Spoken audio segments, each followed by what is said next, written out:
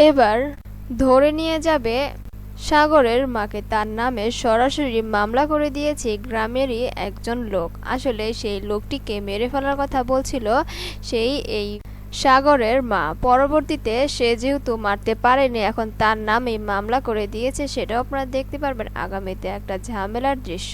ওদিকে আবার মনি ফোন করেছে সেই আয়ানের কাছে। আসলে তার পাশে যে মেয়েটা রয়েছে সেই মেয়েটা কিন্তু একটা গোয়েন্দা। সে সব খবরাখবর নিয়ে সেই লোকটিকে জানিয়ে দেবে সব খবর। সেটা আপনারা দেখতে চলেছেন। এবং মাশরাফি জুনিয়র নাটকটি কিন্তু জমে একেবারে ক্ষীর হয়ে গেছে। অনেক প্যাচগোজ রয়েছে, এই প্যাচ ভাঙানো একেবারে দায় হয়ে যাবে। এর কারণ হচ্ছে বিগ বসের লোকটা কিন্তু সব জায়গায় ছড়িয়ে ছিটিয়ে পড়েছে শুধুমাত্র মনিকে ক্ষতি করার জন্য। আসলে শেষ পর্যন্ত কি সে মনিকে ক্ষতি করতে পারবে?